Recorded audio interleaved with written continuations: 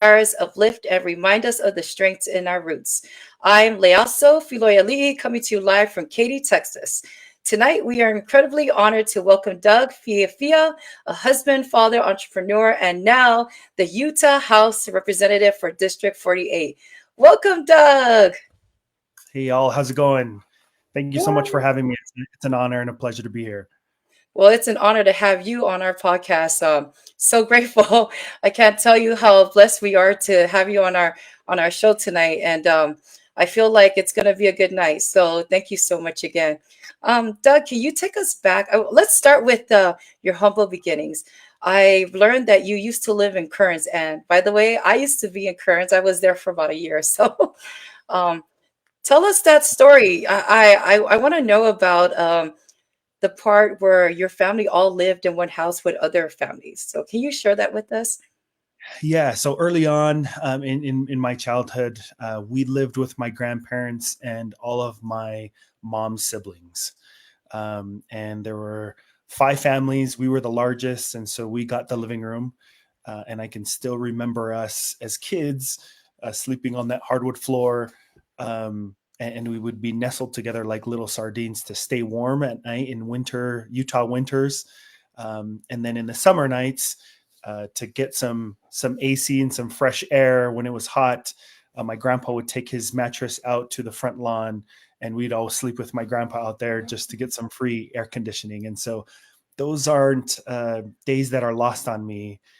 It's something that drives me still to this day. A lot of what our parents did was they were usually balancing, several jobs, and my dad was always at work.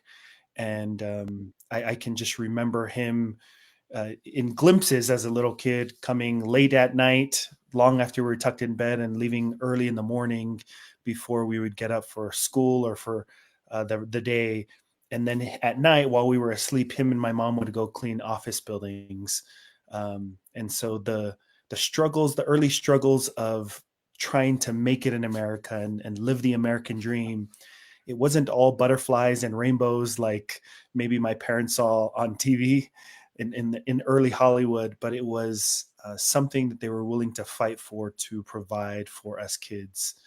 Um, Later on in kind of the progression of my parents and how we progressed in America, my dad learned the trade of drywall. And after about a year of him working for a company, he decided to try his hand at entrepreneurship and start his own drywall company. Can I And stop you there real quick though? sure, yeah, Okay, so first of all, for what I understand, just learning about you and your family, which is a very unique story, your dad didn't speak any English at all.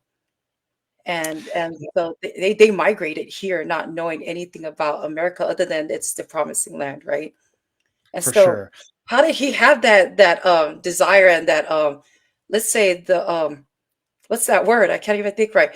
How did he have the strength and nerve to even want to do something like that in a world that is unfamiliar to him?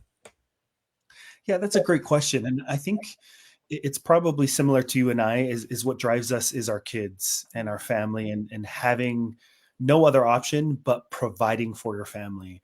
And I'm just still amazed at his ability to go out and find work in like a world that he didn't really understand. I think at this point maybe his English was broken and just trying to figure it out. I know he printed off flyers, and all he would do was drive around all day to different construction sites and just ask, whoever the foreman was, like, "Hey, can I bid on this job? Hey, we do drywall. Can we bid on this job?" And I fast forward later in life, I thought I'd never start a construction company, but I couldn't imagine doing that. Maybe me personally, I don't have the grit that my dad had, but it just, I've relied on social media and advertising and other things to get business and get work done. But my dad had no other option but to find work and to provide for our family. And so, man, I just am super humbled and grateful that my dad had I don't know what the word, the tenacity to go after kind of big dreams and say, "Hey, I'm going to come start a company on my own and there is no option other than making it happen for my family. Okay, so going back to what you being a child, right? And seeing all this raveled around you with your parents working hard. When did you realize going to school where when did you realize the living situation is not normal? That this families don't all live together in one home, right?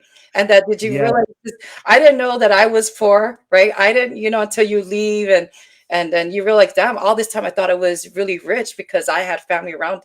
When did that come into place for you? I don't think I knew we were poor until later in life, like you, right? Because we were happy. We didn't know any better. I hear stories of my parents um, now talking about how they had to make sure we had enough food on the table, but it always seemed like we had enough. I've told this story before, but I still remember the taste of tin that my grandpa would cook supa moa in, or like a chicken soup in. Yeah. He'd use that kind of metal pot so much that I still remember that taste. And that back then it was like, man, this is just how it tastes. Good, And yeah. now I think what it's supposed to taste like, I'm like, man, that was just a very cheap pot that he used. And we would have known no different. And so, man, I just think about what we'd gone through as young kids and now having what we have, being able to live in America and the many opportunities that our parents sacrificed so much Mhm. for. We wouldn't have never known that we were poor because my parents provided so much and made sure that we never came home from school thinking we didn't have, right? It became apparent, like at school, it was just like, man, all these kids wearing the new shoes or the new clothes, and me being the youngest of five, I had the hand me downs, like my oldest brother's like shoes that didn't fit, or my older brother's pants that didn't fit right, but we would just, you know, Or close wear the their loop on. underwear. What was that? Or wear your other brother's underwear. It's still good. I'm only saying I it mean, because I have five sisters. So. yes, I mean, we shared everything. So I just am grateful that I never felt that at school or at like different sports activities that we were involved in, is that I never felt like I didn't belong and Mhm. didn't have that kind of um, feeling like, man, my parents aren't doing everything they could to make this work for us. How did you guys get into music? How did that come into play? Was it when you guys were younger? How did you guys start? I mean, majority of Polynesians sing. How did you guys get into starting your, getting involved into music? Yeah, that's a good question. So my grandparents and my mom and all of her family, my grandparents served missions in Tonga back when the Church of Jesus Christ of Latter-day Saints would call just families to go out and preach the Mm, gospel around the islands. And what they were known for was traveling and singing. That's how they would do missionary work, is through music. And so that was passed on to my mom and her sisters. They still, to this day, sing at different events. And that then was kind of how we were raised. All of me and my cousins growing up singing together. And then that kind of translated to me and my siblings singing. And music is just something special. We will be sitting around at home on a Sunday after dinner and just talking.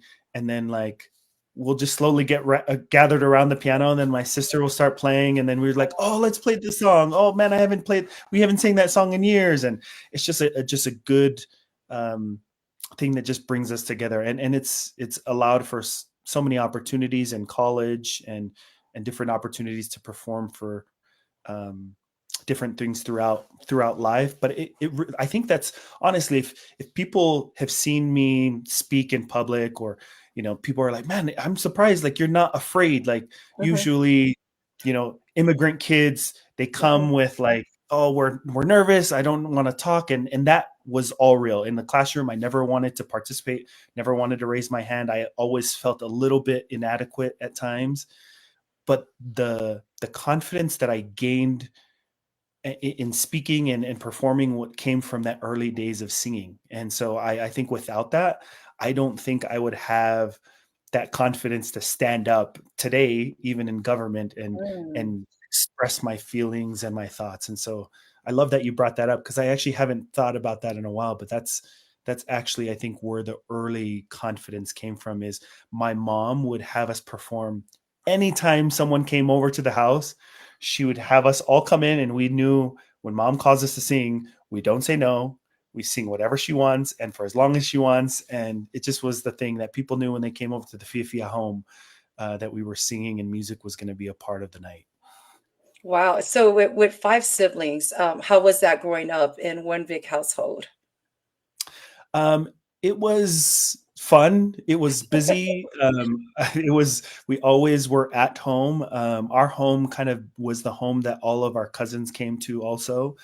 But it was my best friends growing up were my two older siblings because my parents at a young age kind of made us and forced us to hang out. And so when Yeah. like my older sister, who's two older than me, wanted to go to the movies, it was like, okay, take your younger brothers. And it just became the thing. And we did everything together, which I'm so grateful now because we still have strong relationships as adults. And we've built that into our kids also to be close because our parents did that at a young age. And so it was hectic. We fought, we loved hard, we fought hard, but it was fun, and again, it was usually filled with music, usually crying and then music, crying and then music. So it was fun. And then you forget why you cried in the beginning. Yes. That's a For blessing, though, to have so many siblings, because then you never feel alone. Um, so, how has your Polynesian heritage shaped your worldview and leadership style? I think it has completely like shaped the way that I approach leadership and politics. When I think of the Polynesian people, um, the first thing that comes to mind if I were to think of what is the one word that kind of encompasses the Polynesian people, and I would say it's love. Mhm. We lead with love. It's not usually when you think of, I think of like the my mentors that are Polynesian. They didn't do it for the money. They didn't do it for the title. They did it because it was the right thing to do, and they were serving each other. And there's the phrase that everyone uses that this person would give the shirt off of their back, and Mhm. I think many Polynesians would actually do that. It's not just a saying; it's just who we are. It's built in us, and so I think it's just a special, unique piece of who we are. And I try to lead with that. I'm not going to say I'm perfect, but when I think about how the way I want to lead, I think that's what makes me maybe a little bit different than my colleagues. Is I'm coming from a place of love and respect and understanding, and not from I'm right and this is the way that it has to be. I'm usually leading with love first. And because of that, even when I disagree with other people, they know that it's coming from a place of love. And so it usually doesn't end in a fight. It ends with respect and understanding. We got a question for you. What is your point of view on why is the stereotype that Samoans are primarily suited for sports so prevalent in media and pop culture? I think it's probably something that is just more natural to us, right? I think we're I think naturally athletic. And so it's probably something that um, it's something that it's stuck. And I think because we've come from the islands to America, honestly, I think of kind of my parents in our situation, we were just looking for something to fit in and to be good at and to thrive here. And I think sports came so naturally, being that rugby and other sports are prevalent in the islands. And I think that's what kind of we've attached ourselves to. But man, I would say if there's anything that I could share with this audience and with young Polynesian kids, is really Mhm. that you can do and be anything that you want to. The skills that we've been blessed with really allow us to go and kind of take that love that I was talking about earlier to Mhm. different industries and different areas in the world. I have another question for you. How can we challenge and change the perception that Samoans and Pacific Islanders in general should only excel in physical or athletic endeavors? That's a good question. I think it just starts with us. Like we have to be the difference. Mhm. Um, right now we've done so much in those avenues in media and also in sports. I think Samoans are the highest per capita in the NFL. If you look at any ethnic group, Samoan Pacific Islanders are the highest. And so and that's great. And I think there's nothing to take away from that. But I think we have to be the difference. We have to tell our kids, like, hey, if sports don't work out, that's okay. You can be a lawyer, you can be a doctor, you can be a teacher, you can be whatever you want to be. And we have to kind of be willing to be trailblazers. I know that when I kind of started this whole thing in politics, it was, one, I got a couple of reactions. Number one, people were saying, like, who is this guy? Who does he think he is? Like, who do you think you are to run it? Like, stay Yeah. in your lane. And I think that's one thing that I've realized is we just have to be comfortable with the uncomfortable, like, comments that will come our ways, because when you are starting in a new road and a new path, you're gonna have a lot of people think and say different things, but you have to be comfortable with kind of the critics coming at you. And so I think we have to be the difference makers. Now that we know what we know, I think we have to change that ourselves. I like that you mentioned it. It starts from us, right? Because I feel like a lot of people don't understand that you can't pretty much rely on government and outside to take care of your kids. And I feel like at home, it starts at home, where you need to remind your child that they can be many more things other than just sports, or just limiting yourself to working right after high school and not furthering your education. I have another question for you. And what are the contributions of Samoans outside of sports that should be celebrated and recognized? Outside of sports, I would say, well, the first thing is, I think, The Rock being someone, he's I think, still the highest paid actor in the world. But he's doing a lot of things there. I think there's music, right? Music, you hear a lot of Samoan and also Polynesian musicians gaining traction. I would say in broadcasting, you have some big names coming out in broadcasting. I think there's so many different avenues that we're starting to um, grow into, and I think there's an opportunity for us to highlight people who are doing it. I know doctors and lawyers now who are kind of making waves in their fields Yeah. too. And so I would say that that's something that we can do also, is those who are kind of stepping out and being trailblazers, we can highlight them and share their names and experiences with others, because then our kids can look to them and say, hey, someone who looks like me is a doctor, someone like them who looks like me is an actor. I think I can do that too. And so I think that's something we can do on our end. And this is why I have you on the podcast, because I felt like, to all my kids, like, if he can do this, you guys can do this too. If you don't want to listen to mommy, you can at least watch this. I have another question for you. All right. Let's see. How can you support your children through challenges of developing self-confidence in a world that often imposes unrealistic standards? This is a great question, and something I actually just dealt with this week. Wow.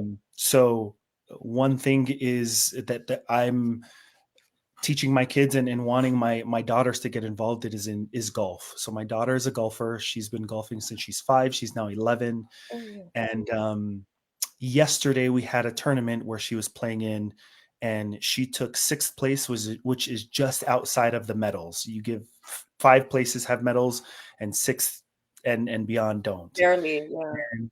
And she wanted to leave, and I told her, nope, we're going to stay, and we're going to cheer on the others for winning, and you're going to be in the picture because you played in it and you participated. And she was emotional and was kind of crying on the course.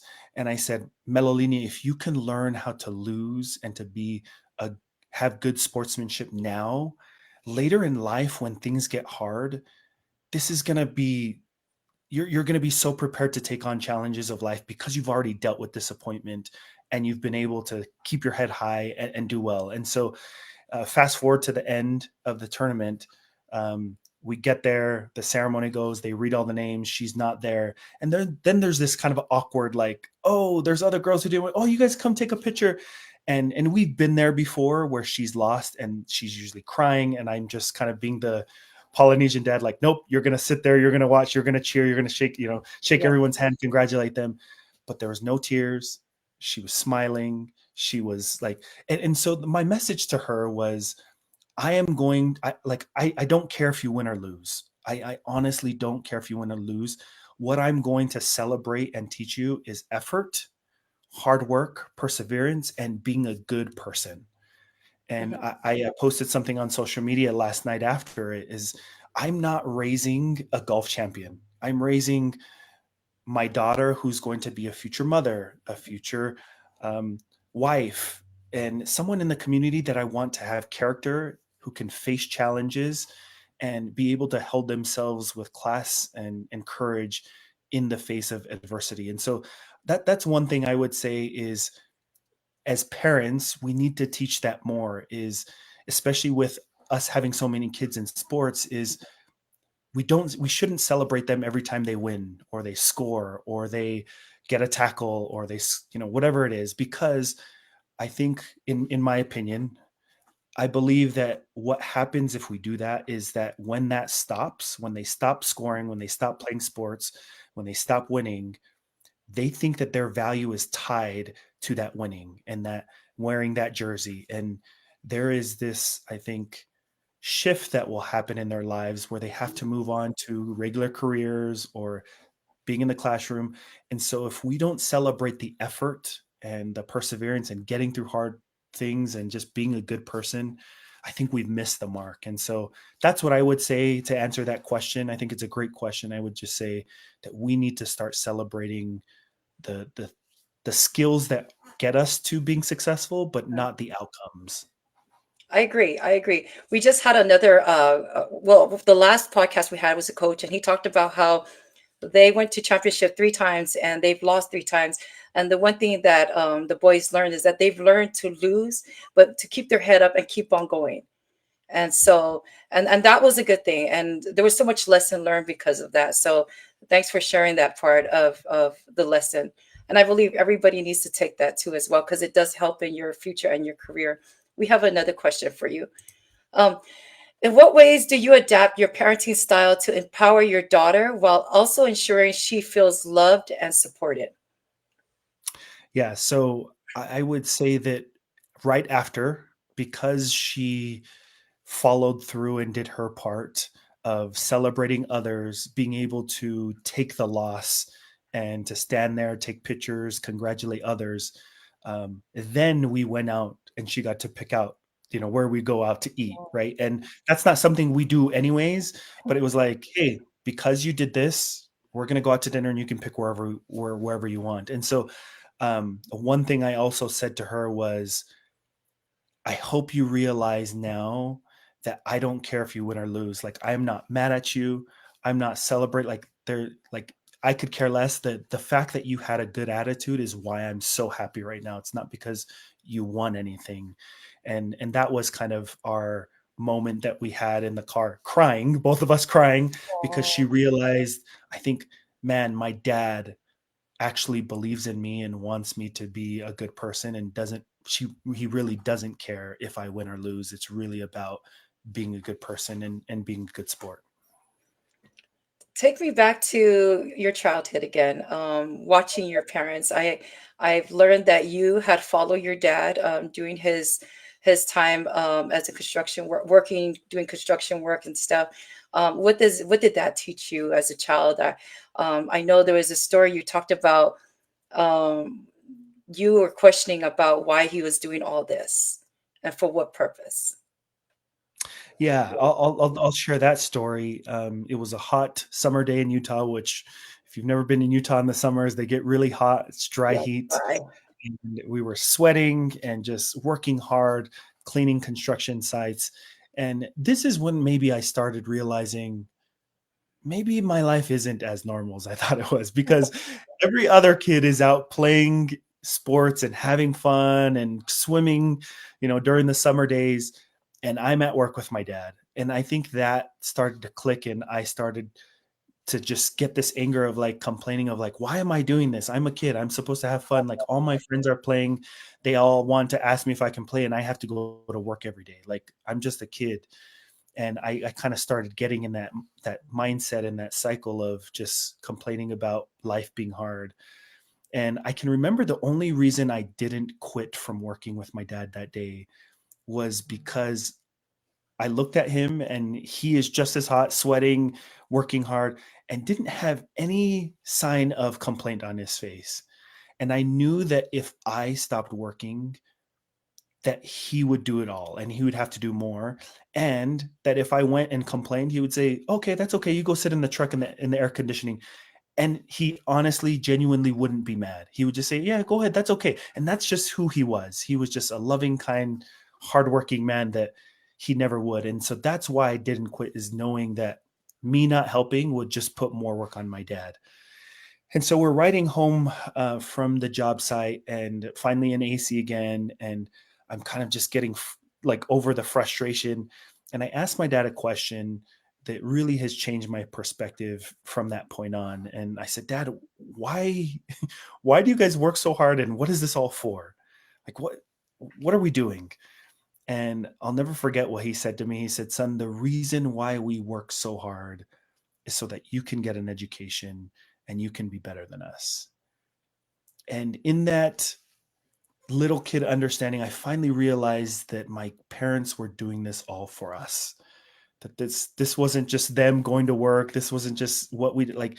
The reason why they were sacrificing so much and working so hard was for all of us. And so that kind of just helped me later in life, and even from then on, realize that I needed to take education seriously, because if not, my dad is going to be working all day, every day, early morning, late nights. Like as a young kid, I think at first I thought, oh, well, that's what parents just do. They just go to work. Mhm. But it was that moment that I realized, oh, they're really just doing this for us so that we can have the opportunities, so that we can play sports and they could buy us clothes and we could have food on the table. And that really has been my why throughout my childhood and even my adult life, knowing and really realizing the sacrifices my parents were making for us.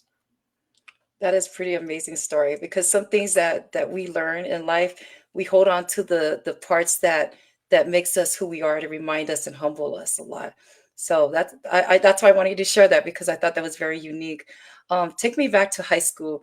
When did you guys become state champion? Was it your freshman, sophomore, or senior, or was it all 4 years? Or No, it was my senior year. So we were an average okay team. We weren't Mhm. anything special. Um, You'd but say every that, year, but you guys won championship at the end. that's true. That's true. But like the reason why I say that is, um, a lot of people, when they hear the name, as at least in Utah, when they say, "Oh, where'd you go to high school?" and I say, "Oh, I went to Bingham High School," and they're like, "Oh, you went to that high school, right?" It's like if someone said they went to Kahuku and they're like, "Oh, you just went to the best." Like Like, they always win championships. It's mhm. expected of you. Well, prior to this, no one had taken state for 60 years. And so it had been a really, really long time. And so we were just like an average team. We'd make it to the playoffs every year, but never win anything. Um, but I think there was just a different type of leadership on that team that really made it special. We kind of really got close together, and we had, I think, just a special group of kids. I think one thing that stands out with that in the high school years was, a lot of people talk about our varsity team. We went 14-0. We didn't lose one single game, which was Wow. rare at that time. But a lot of people don't talk about that we were actually 31-0. So our sophomore team and JV team was also undefeated. And I just think, man, just the leadership lessons I learned being a captain on that team, and like from the young sophomores all the way up to kind of the seniors on the team, there was just a mutual respect and love for one another that I think just made that team very different. That high school coach, he went on to, I don't know, he won maybe 5 or 6 state championships after that with Bingham High School. But he still says that team is the special team. And I think it's just because of the love that we had for each other and the respect we had.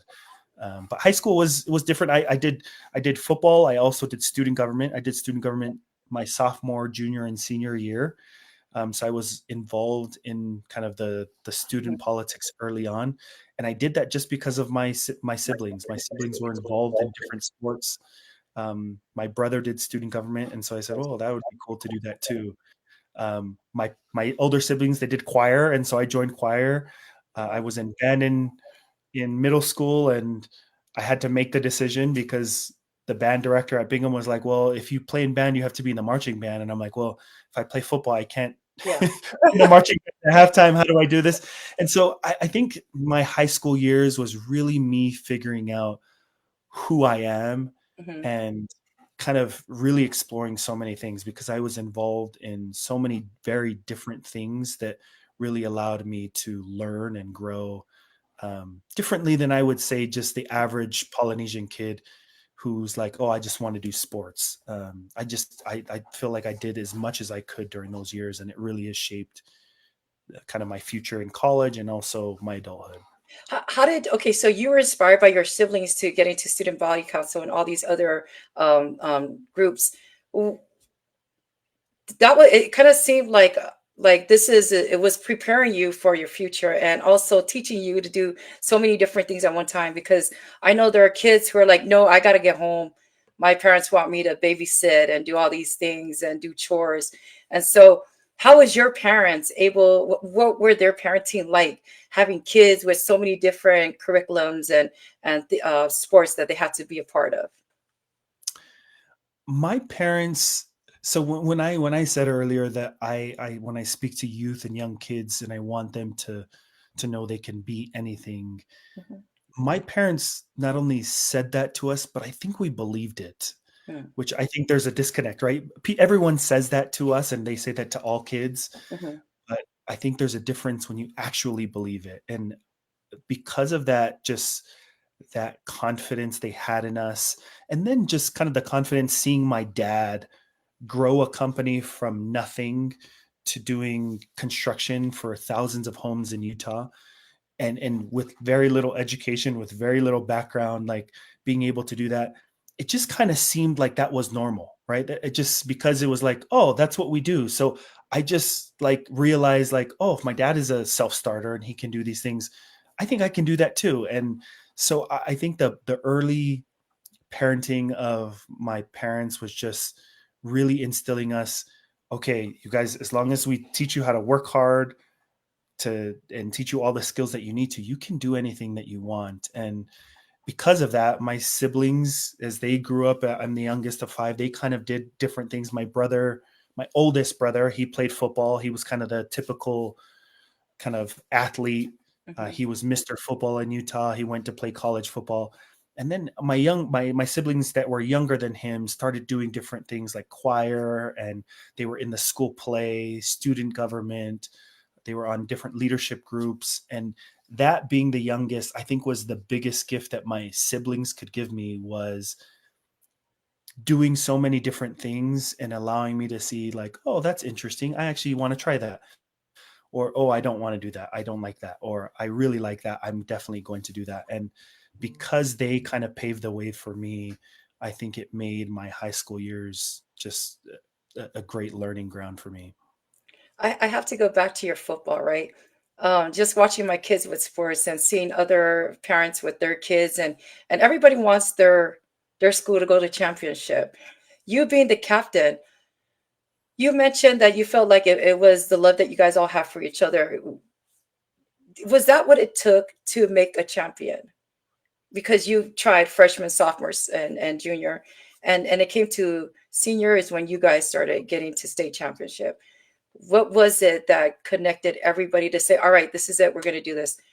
Was it that respect to each other as a team, and what did you as a captain do to Yeah, help? I think it was a player-led team. And so me as a captain and I think we all expected one we held I would say the captains held themselves to a high standard of we're going to be the first ones in all of practices. We're going to work the hardest. We're going to run faster than everyone. We're going to do the extra things, right? So when people got in trouble and they had to run after practice, you would see the captain start running with them, and then everyone look and like, oh, okay, let's all do it. And soon you would see the entire team running with that one person. And that's kind of how it was. If someone was in trouble, it usually wasn't the coach who was the first one to say something. If someone did something wrong or needed to be yelled at, it wasn't the coach yelling. It was usually the captains or other players calling them out. And I think that was what made the difference is we felt accountability to each other because we loved and respected each other, um, to the fact that we were just like, hey, we're all in this together. And that kind of selfish, I think part of, I don't know if it's in today's day and age, but I just see there's everyone wants to be the star. Everyone wants to have highlights. And so I never felt that on my team, on that team, where if we got in the huddle and there was a play being called at the very end of the game and we all wanted to be the star, I honestly feel like nobody would have cared who the ball was going to, that Mm. we would all been happy for each other and been like, okay, that's what the coach called. Let's go. And so I think that was just something that was built in, but it took leaders.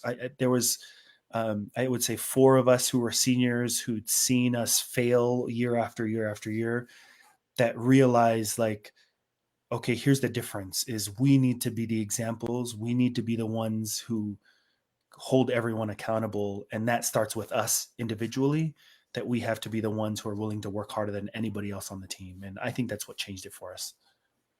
And you see sometimes a lot of parents, I've seen a lot of Polynesian parents who tell their kids that it's a waste of time of you playing sports. Academics is one thing, but I feel like sports helps you with the competitiveness and also being a team maker, team player. And I could see that in your leadership style. And that's why it's so important that we talk about that because it carries on into your life. And so fast forward into college, you graduated with your bachelor's degree and then you decided to go on your master's, but you thought you were done, but you felt the need, the prompting to go back to school. How was that feeling for you? Because it's a big step, especially when you have a family. And how was that as a father, having to make all these decisions? That's a big step and a change. How did you feel about that? What did it do to you and your family? That's a great question. Yeah, I think just to go back to give some context, like we, my family was settled. We kind of set roots in Utah. We bought our home. We kind of settled in our career. We loved our church community, and things were just going well. It just seemed like, man, life is going really well, and we're just so grateful for everything that we've been blessed with. But there was always just this like, man, I think you can do more. And that there's always that feeling. And I think it goes back to that story with my dad of realizing the reason they came here was for us to get an education. And can I get more education? And how is it going to benefit me and my family and maybe others? Um, and it kind of, my wife and I, we'd felt like we were going to go back to school at some point, but we kind of kept on putting it off because life was going well. It was funny because we talked about it just recently during this time, and we kind of brushed it off. And then it was my dad who actually called, and he doesn't do this ever. He's not the type of dad to put himself in our lives and say, "Hey, son, this is what you need to do." But he called me and he said, "Son, me and your mom were just talking, and we feel like inspired to tell you that you should go back to school." And on the phone, I like audibly laugh, and I look at my wife Jocelyn, and I'm like, "You'll never believe what my dad just said." And she's like, "What?" And I said, "He thinks we should go back to school." And that was kind of the moment that we all realized that we'd all felt that same prompting. It didn't make sense. It didn't make sense at all because we would have to give up a lot. We would have to move our family wherever we were accepted. We would have to kind of quit our job, and so that career may go down the drain. We'd have to then go back into debt, which The graduate schools, the programs, the masters of business administration, the programs we were looking at cost anywhere around 200,000 plus. And so just the amount of, man, we have to give up so much to do this, but it's probably the right thing for us and our family and our future. And so we made the jump, and it wasn't easy. I had to start studying for the GRE is what Yeah. I decided to take, and had to raise money. My mom would sell plates so that I can get enough money to get a tutor to help me with those costs. Um, and then we'd have to pay for all of the applications, and I would have to do this all during work and with my calling at church. And so there was just a lot of things that were just tough hurdles. But I would just say there were many times during that process where we felt, I don't want to be too spiritual because this is not a spiritual podcast, but God telling us like, this is the right thing. And in Mhm. every time it felt like, man, this is getting really too hard, it just seemed like there was just another blessing where something fell into place. And we were lucky enough to get into Rice University. And so we picked up and we moved to Houston, Texas. And we started on the journey of a 2-year in-person MBA program. And that has been such a huge blessing in our life. And one of again, me and my wife, after we got out of the college era of being poor and Mhm. eating saimini and like hot dogs and pizza and just like the poor married college life, we left that and we were like, man, those years were so special because we literally had nothing but each other. And Mm. I also think that's probably how my parents felt at those early years of like, man, we grew so much as a family because we literally had nothing but each other. And so we were a little nervous to go back to that poor side of like, we don't have anything again. We now have kids. We're having our third kid. My wife was pregnant with our third kid.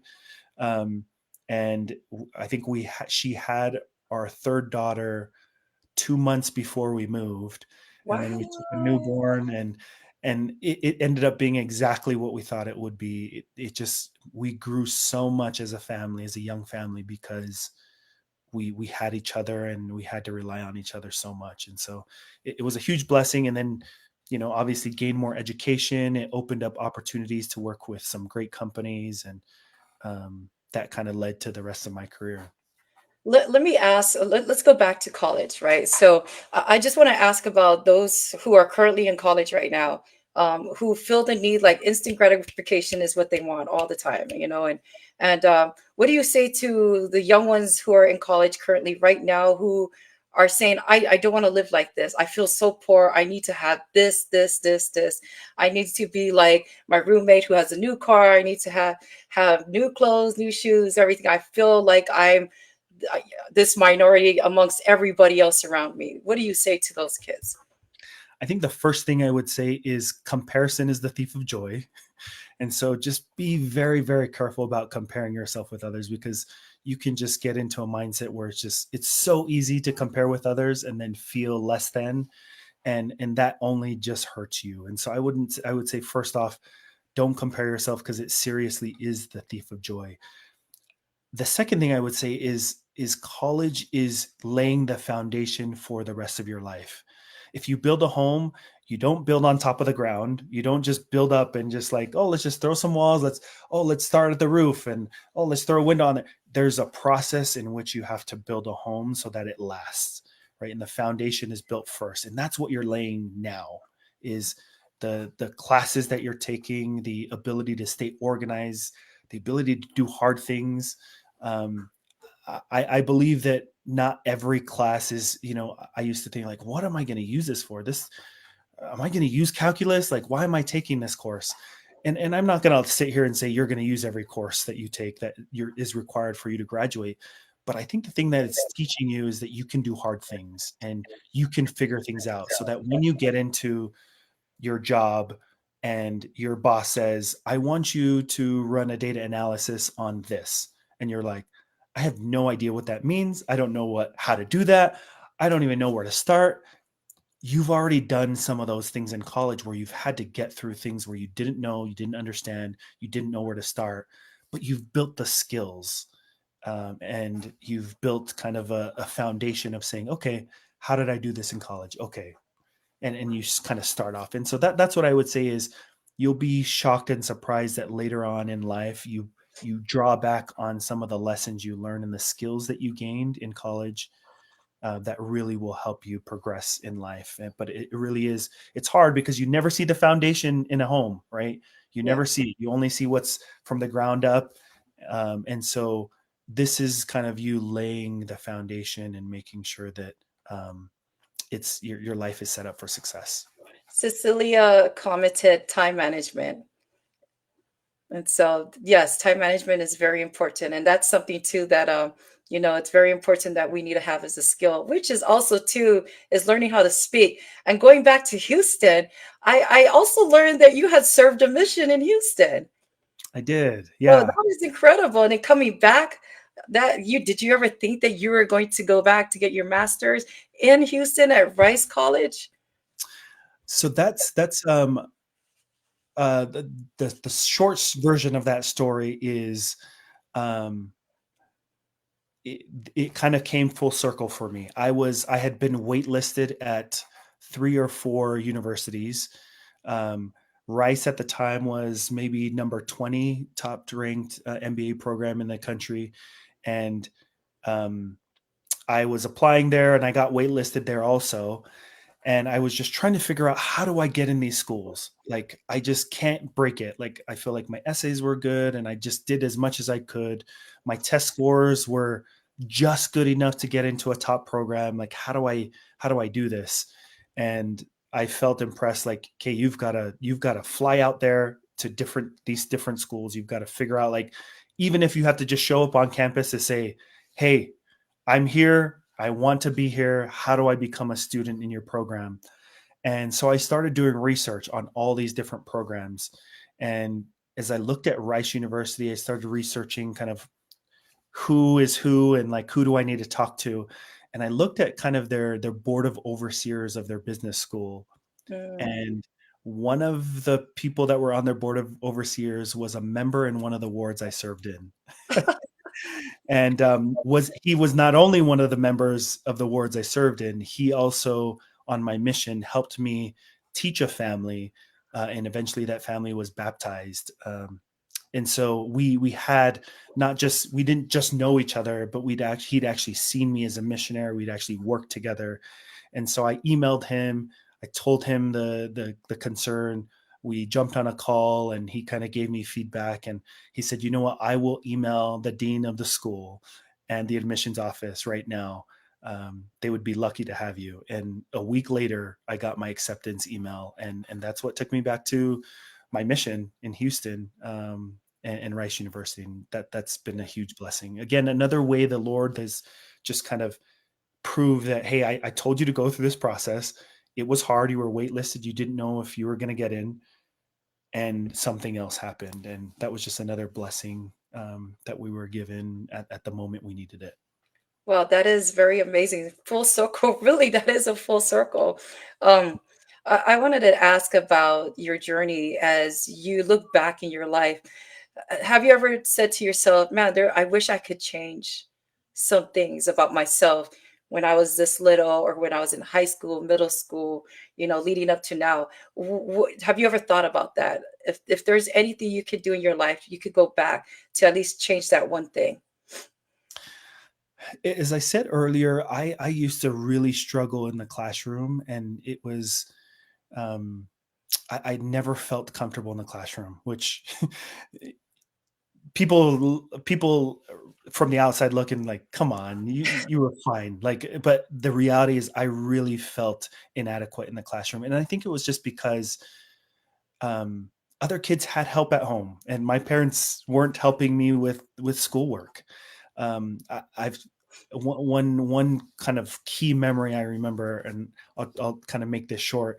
In third grade, we were supposed to do a science fair project, and I didn't know what to do. And so back then was Axe Jeeves before Google. I said, best science fair project. And the project came and it gave me the idea. I built it by myself.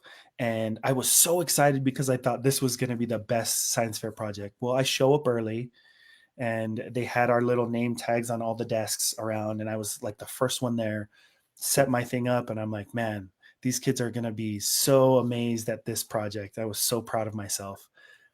And then in walked all of the kids with their projects, and following them was their parents. And they had signs, and they had these huge kind of projects that it was the first time that I realized that, man, their parents are all here and my parents have no idea that I have a science fair project. And I started to feel alone, and started kind of to feel mad, because I was like, where are my parents? My parents should be here.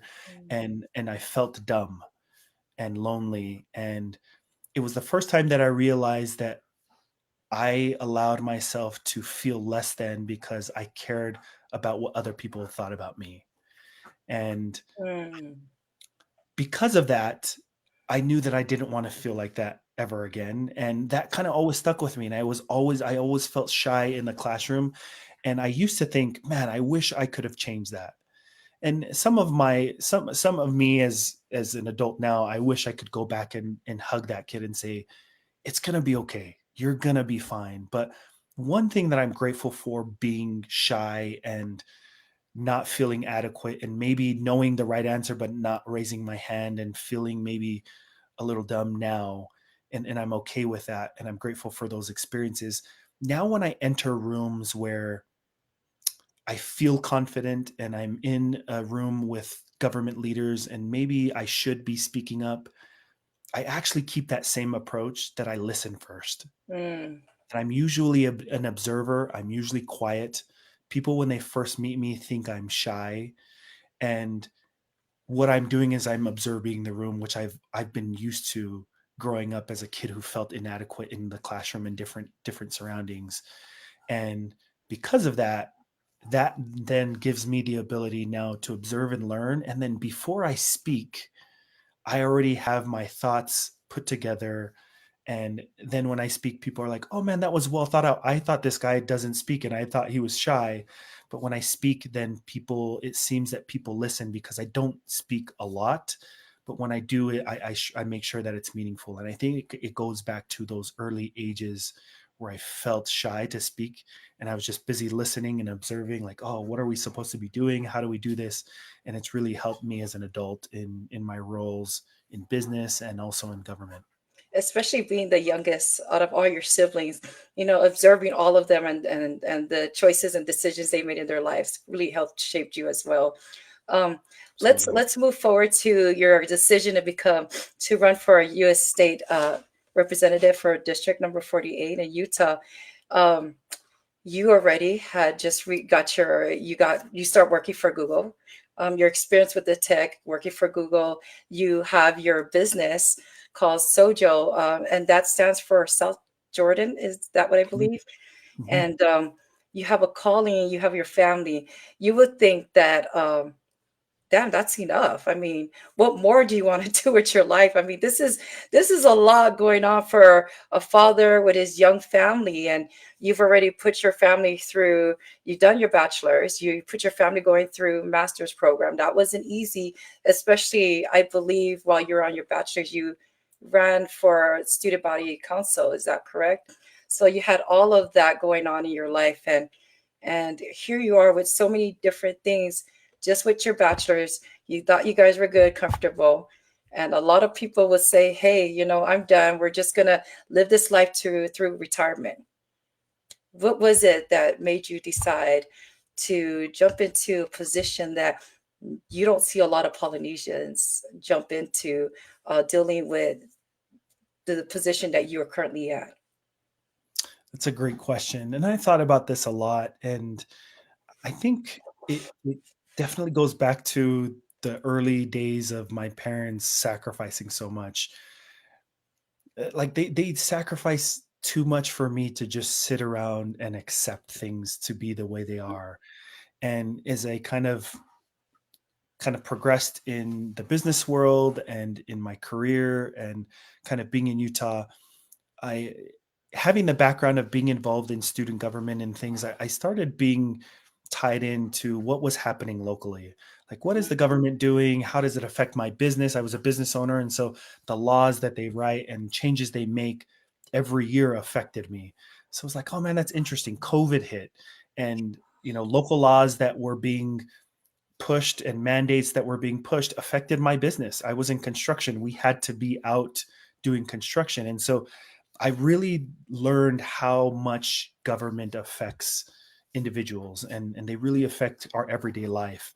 And because of the decisions that were being made, especially in my district, we happen to live in Utah is one of the fastest growing states in the country. And we happen to live in Utah, in the part of Utah that is the fastest growing part of Utah.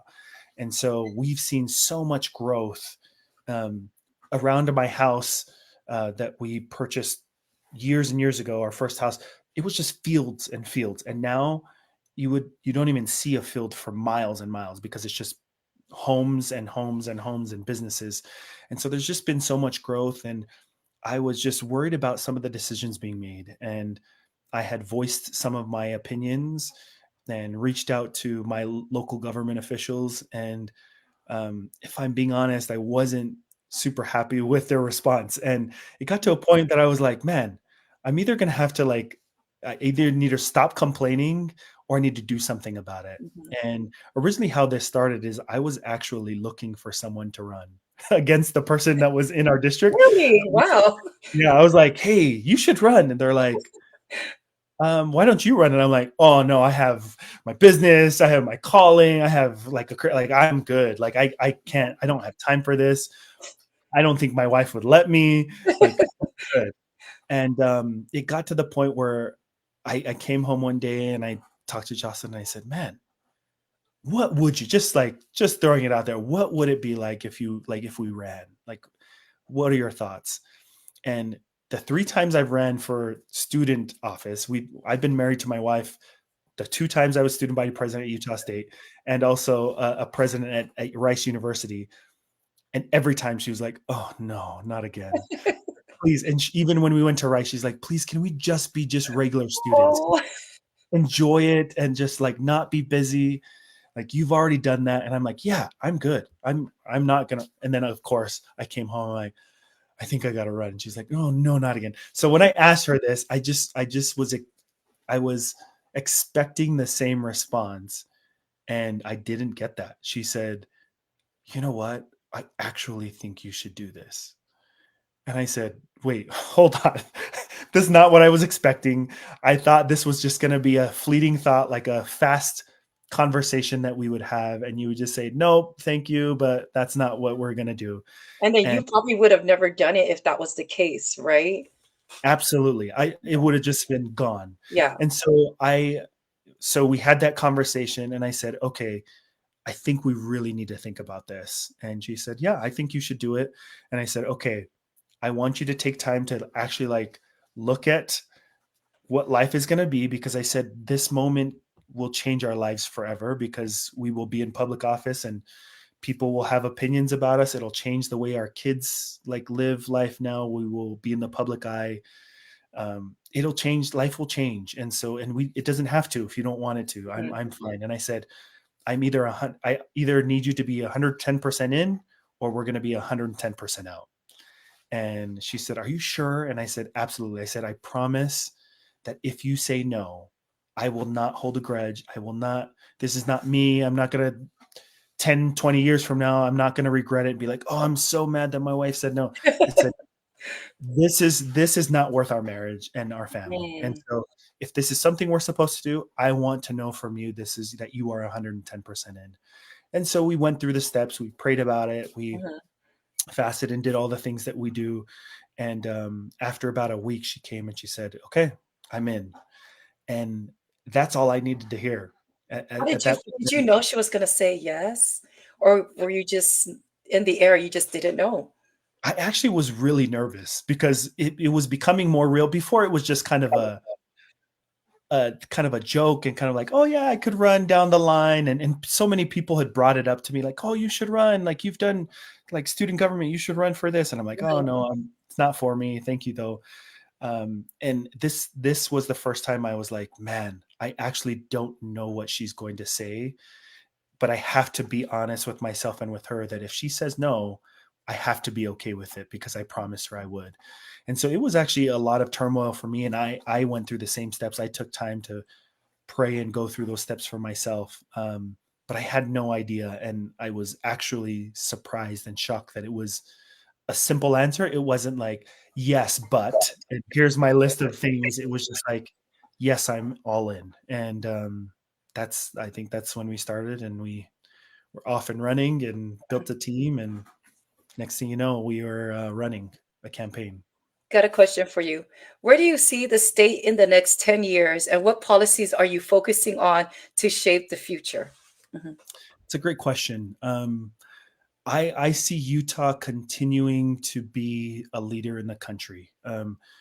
One area that I'm really proud that Utah has focused on is pro family policy, especially around social media and technology.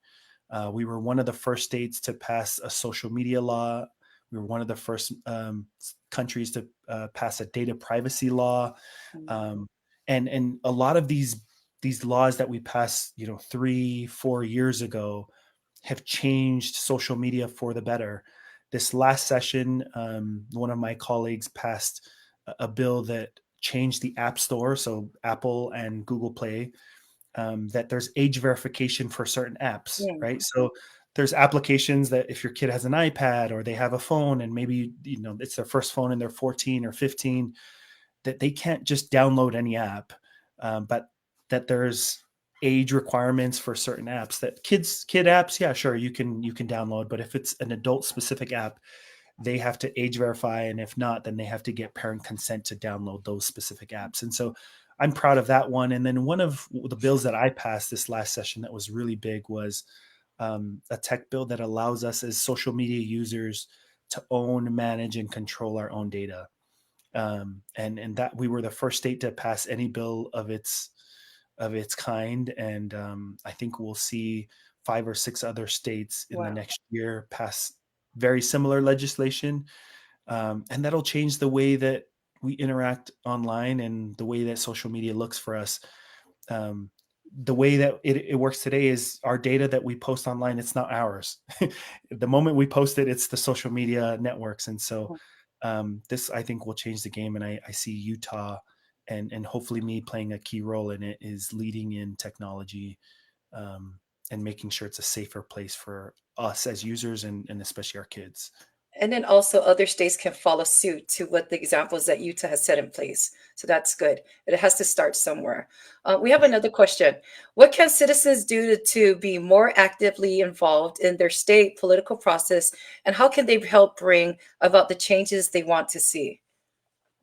I think the biggest thing that you can do today is find out who your representatives are and who your senators are, because you're their constituent. And so they owe you responses. And so with my constituents, they are the number one priority. If one of them texts me, call me, email me, they are the priority above anyone else.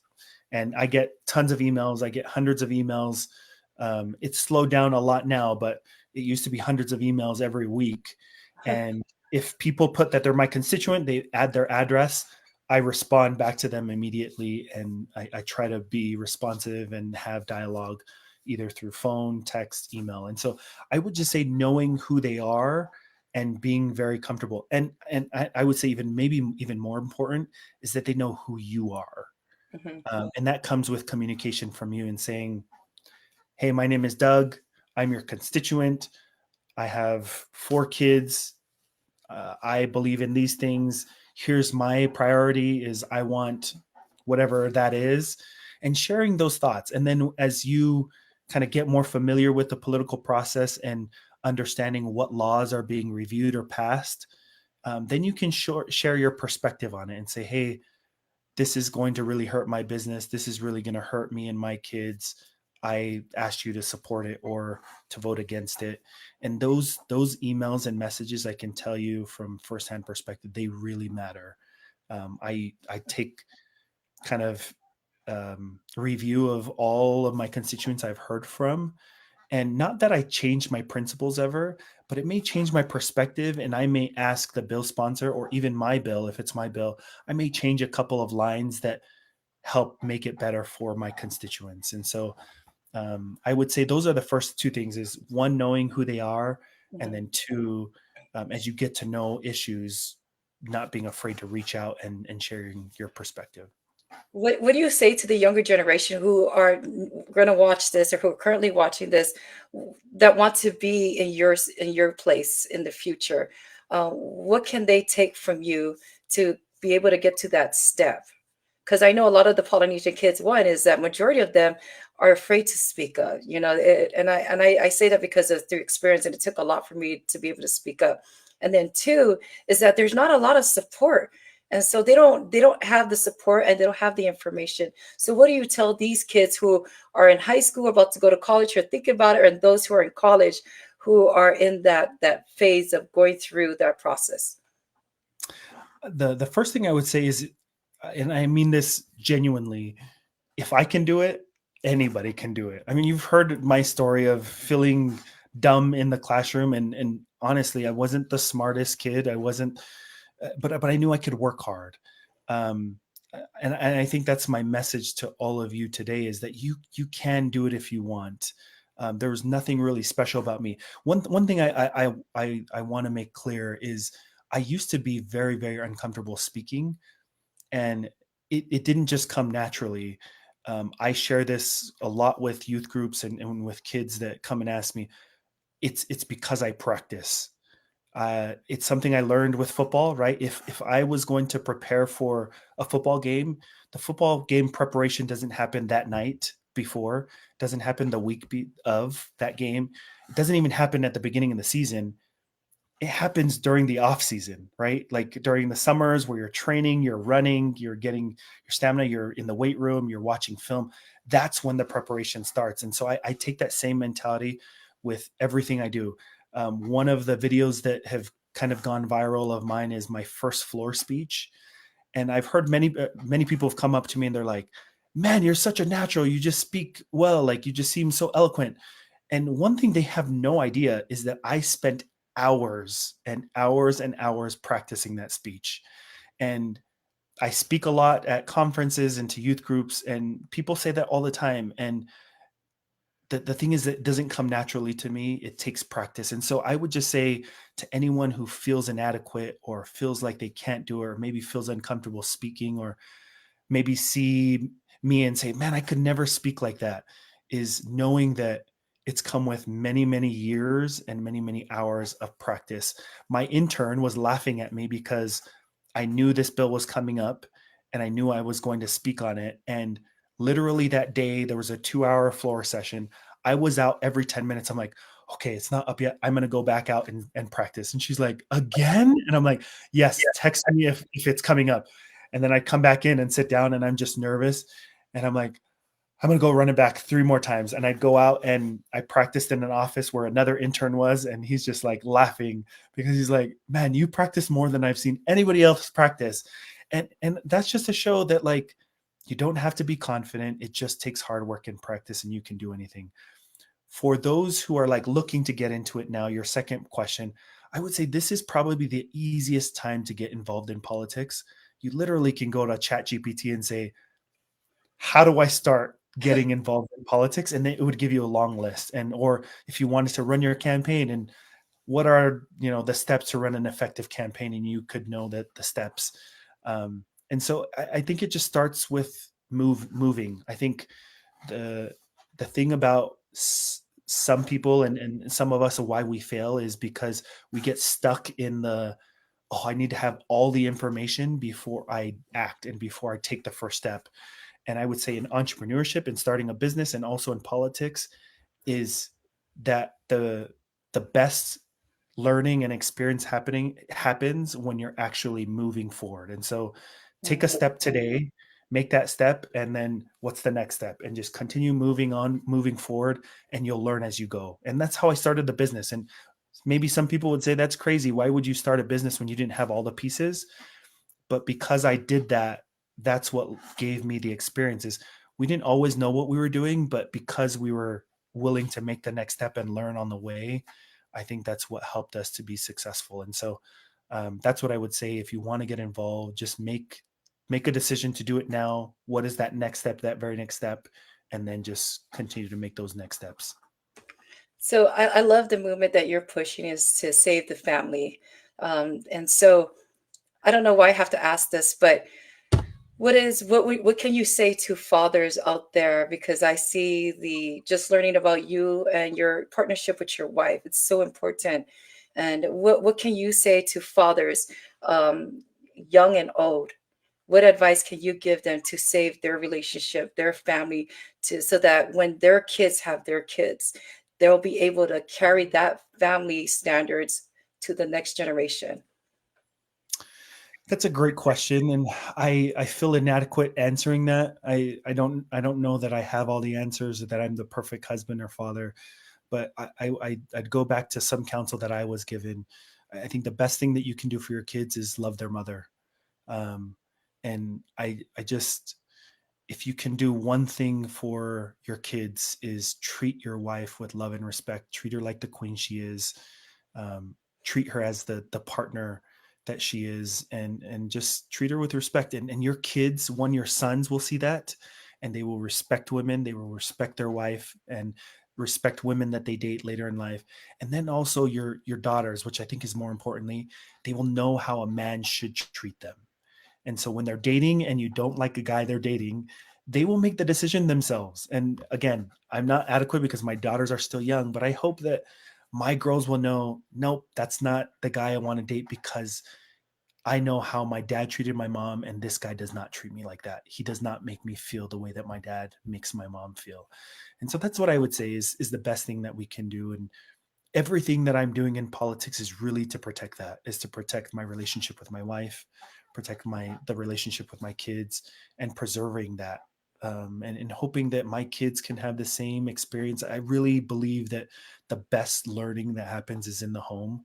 I actually believe that government should stay out of Hmm. a lot of our lives, and out of what a lot of things. And that's what I'm trying to do also, is keep government out of our lives, and keep them out of our families, and keep everything else out. Because I think the the best thing, I think our purpose in life is really to be good husbands and fathers. And if we can do that, I just think we would live a successful life. It's not about money, it's not about titles, it's not about a career. um, it's not about sports. It's not about all that stuff. All that stuff is just noise.